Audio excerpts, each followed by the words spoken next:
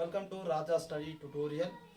మన ఛానల్లో భాగంగా టెట్ ప్లస్ డిఎస్సికి సంబంధించినటువంటి 6వ తరగతి సోషల్లో భూస్వరూపాలు అనేటువంటి టాపిక్ ఏదైతే ఉంటుందో దానిలో భాగంగా పార్ట్ టూకు సంబంధించి సమాచారం మీకు చెప్పడం జరుగుతుంది. కాబట్టి ఇక్కడ విషయం ఏంటంటే మనకు భూస్వరూపాల లక్షణాలు అంటే ఏమిటి అంటే ఇక్కడ మనకు భూపరితల స్వరూపాలైన పర్వతాలు, అలాగే పీఠభూములు, అలాగే మైదానాలు, వీటిని కలిపి మనం ఏమంటారంటే భూస్వరూపాల లక్షణాలుగా పేర్కొనడం జరుగుతుంది. పర్వతాలు, పీఠభూములు, అలాగే మైదానాలు, ఈ మూడిటిని భూస్వరూపాల లక్షణాలుగా పేర్కొనడం జరుగుతుంది, తెలియజేయడం జరుగుతుంది. అలాగే మనకి ఇక్కడ మన రాష్ట్రంలో వాస్తవానికి చెప్పాలంటే మన రాష్ట్రంలో పశ్చిమాన ఎగువ తెలంగాణ పీఠభూమిలో ఉంది. వాస్తవానికి ఈ విధంగా చూసుకున్నట్లయితే మన భారతదేశం ఈ విధంగా చూసుకున్నట్లయితే మనది ఈ విధంగా అనేది ఉన్నదండి. ఈ విధంగా ఉన్నది కాబట్టి పశ్చిమాన అనేది ఎగువ తెలంగాణ పీఠభూమిలో ఉంది. అలాగే ఇక్కడ దిగువ తెలంగాణ పీఠభూమి, పశ్చిమాన ఎగువ తెలంగాణ పీఠభూమి ఉంది. కాబట్టి ఇక్కడ పశ్చిమ వైపున మనకు గోదావరి నది కానీ అలాగే కృష్ణా నది కానీ ఏవైతే ఉంటాయో ఈ నదులు పశ్చిమ కనుమలలో పుట్టి తూర్పునకు ప్రవహిస్తాయి. కాబట్టి ఇక్కడ ఎగువ తెలంగాణ పీఠభూమిలోకి వచ్చేటువంటి నగరాలు వెరీ వెరీ ఇంపార్టెంట్. ఎగువ తెలంగాణ పీఠభూమిలోకి వచ్చేటువంటి నగరాలు ఏంటి అంటే హైదరాబాద్, అలాగే సికింద్రాబాద్, అలాగే సంగారెడ్డి, అలాగే మహబూబ్ నగర్, అలాగే నల్గొండ. ఈ యొక్క నగరాలు ఏవైతే ఉంటాయి నగరాలు మొత్తము ఎగువ తెలంగాణ పీఠభూమి కిందికి రావడం జరుగుతుంది. మరి దిగువ తెలంగాణ పీఠభూమి కిందికి ఏమేమి వస్తాయి అంటే కరీంనగర్, అలాగే వరంగల్. ఈ రెండు నగరాలు దిగువ తెలంగాణ పీఠభూమి కిందికి రావడం జరుగుతుంది. ఎగువ తెలంగాణ పీఠభూమిలోకి వచ్చేటి ఏమో హైదరాబాద్, సికింద్రాబాద్, సంగారెడ్డి, మహబూబ్ నగర్, నల్గొండ, అలాగే కరీంనగర్, వరంగల్. గతంలో ప్రీవియస్ బిట్ అడగడం జరిగింది. ఎగువ తెలంగాణ పీఠభూమి కిందికి వచ్చేటువంటి నగరాలు ఏవి అని అన్నాడు. హైదరాబాద్, సికింద్రాబాద్, సంగారెడ్డి, మహబూబ్ నగర్, నల్గొండ.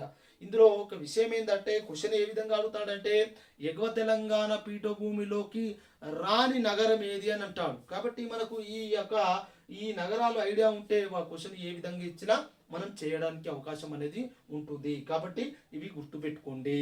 Okay, right. మనకు నెక్స్ట్ డెల్టా.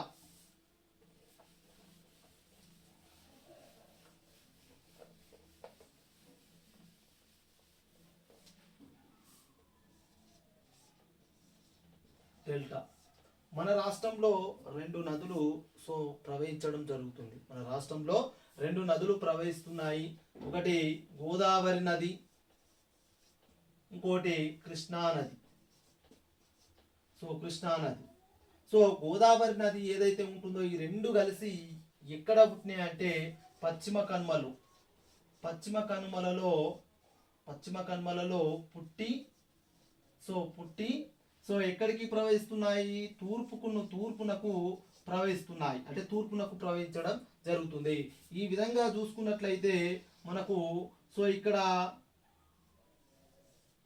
ఈ విధంగా చూసుకున్నట్లయితే మనకు ఈ విధంగా ఉన్నదండి. పశ్చిమ కనుమలలో మహారాష్ట్రలో పశ్చిమ కనుమలలో పుట్టి ఈ విధంగా తూర్పునకు ప్రవహించడం జరుగుతుంది. తూర్పునకు ప్రవహిస్తుంది కాబట్టి ఇక్కడ గోదావరి కానీ కృష్ణా కానీ, గోదావరి నది ఎక్కడ అండి? నిర్మల్ జిల్లాలోని బాసర వద్ద తెలంగాణలోకి ప్రవహించడం జరుగుతుంది. అలాగే కృష్ణా అనేది మనకు తంగడి వద్ద మనకు ఎందులో అండి తంగడి వద్ద ప్రవహిస్తుంది. కృష్ణా నది అనేది తంగడి వద్ద మన తెలంగాణలోకి ప్రవహించడం జరుగుతుంది. ఈ రెండు నదులు ఏవైతే ఉంటాయో పశ్చిమ కనుమల నుండి తూర్పునకు ప్రవహించడం జరుగుతుంది. ప్రవహించి ఇక్కడ ఏంటంటే బంగాళాఖాతంలో కలుస్తాయి. అయితే ఇవి పోయే ముందు ఏ విధంగా పోతాయి అంటే రెండు నదులు వెళ్ళి ఒక డెల్టాగా ఏర్పడతాయి. అంటే రెండు నదులు ప్రవహించి వేరు ప్రాంతాలలో ఒక డెల్టాగా ఏర్పడడం జరుగుతుంది. డెల్టా అనగా మనకి ఏ విధంగా ఉంటుందంటే ఈ విధంగా త్రిభుజ ఆకారంలో ఈ విధంగా ఉండడం జరుగుతుంది. డెల్టాగా అనేది ఏర్పడతాయి. ఈ విధంగా చూసుకున్నట్లయితే మరి ఇవి రెండు వేరువేరుగా ప్రవహించి డెల్టాగా ఏర్పడతాయి. ఏర్పడిన తర్వాత చివరగా ఇవి ఎక్కడ కలుస్తాయి అంటే బంగాళాఖాతంలో. ఈ రెండు నదులు బంగాళాఖాతంలో కలుస్తాయి. అదే విధంగా సముద్రంలో కలిసే ముందు ఇంతకుముందుకు చెప్పాను కదండి, సముద్రంలో కలిసే ముందు ఏమవుతుందంటే చిన్న చిన్న పాయలుగా ఏర్పడి డివైడ్ చేసి లాస్ట్ చివరలో ఎందులో వస్తాయి బంగాళాఖాతంలో కలిసేటువంటి అవకాశం ఉండడం జరుగుతుంది. ఈ విధంగా మరి ఇక్కడ మనకు వెరీ వెరీ ఇంపార్టెంట్ హ్యూమస్ అంటే ఏంటంటే గతంలో చాలా సార్లు వచ్చినాయి. హ్యూమస్ అనగా ఏంటంటే ఆకులు కుళ్ళిపోయినటువంటి వాటి ఏవైతే ఉంటాయో కుళ్ళిపోయినటువంటి పదార్థాలు ఏవైతే ఉంటాయో వాటిని మనం ఏమంటారంటే హ్యూమస్ అంటారు. ఆకులు చెట్లు కానీ అలాగే ఆకులు కానీ ఈ కుళ్ళిపోయినాయి వాటిని ఏమంటారంటే హ్యూమస్ గా చెప్పడం జరుగుతుంది. ఇది ఇంపార్టెంట్ అండి, చాలా సార్లు అడగడం జరిగింది. హ్యూమస్ అనగా ఏంటి అంటే చెట్లు ఆకులు కుళ్ళిపోయిన వాటిని ఏమంటారంటే హ్యూమస్ గా చెప్పుకోవడం జరుగుతుంది. అంటే ఇవి వరద ప్రాంతాలలో ఏమైతే మెటల్ గా వేసేటువంటి అవకాశం ఉండడం జరుగుతుంది. కాబట్టి ఈ భూములు అనేవి ఏ విధంగా ఉంటాయంటే సారవంతంగా ఉండేటువంటి అవకాశం ఉండడం జరుగుతుంది. ఇది మనకు 6వ తరగతిలోని 3వ లెసన్ అయినటువంటి భూస్వరూపాల గురించి తెలియజేయడం జరుగుతుంది. ప్రతి ఒక్కరూ సబ్స్క్రైబ్ చేయండి. ఓకేనా? రైట్.